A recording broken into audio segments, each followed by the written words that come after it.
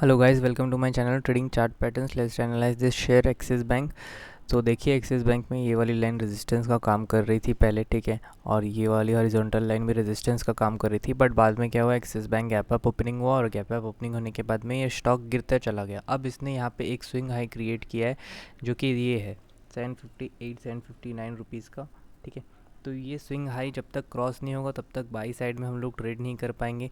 और ऐसा भी हो सकता है कि स्टॉक यहाँ आए, यहाँ से रेजिस्टेंस लेके गिरता चला जाए, और जब ये 744 के नीचे चला जाएगा तो ये स्टॉक ख़राब हो जाएगा।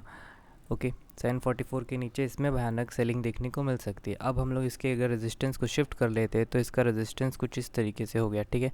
अब इसमें अगर आप फिबोनाची लेवल लगा के देखना चाहें तो आप इसको ऐसे फिबोनाची लेवल लगा के देख सकते हैं। तो आपको देखने को आएगा कि 729 का जो लेवल है ये एक सपोर्ट का काम कर सकता है, जो कि ये वाली सपोर्ट लाइन बन जाएगी। ओके, तो अगर आपको ट्रेड करना है एक्सिस बैंक तो आपको इस सब बातों को ख्याल रख के ही इसमें ट्रेड करना चाहिए, ऐसी मेरी इच्छा है और मेरा सजेशन भी ऐसा ही है।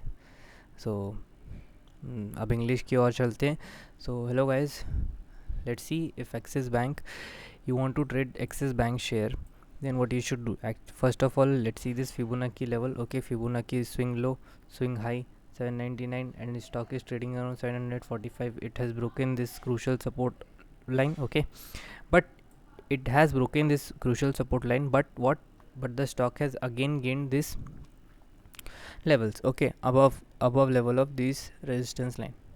So what can happen tomorrow if the stock takes resistance at this level 760 758? Okay, then you can create some short positions for the target of 724 723, or if the stock breaks this resistance line, okay, then you can take the target of 799. But one more thing, see this level 762, if you will watch this closely, 762 in daily time frame will act as a resistance, a strong resistance for this stock. Okay, so that is why this stock is actually facing good amount of resistance, and if the stock goes below 745, then it will be a good short candidate. Okay, thank you for watching.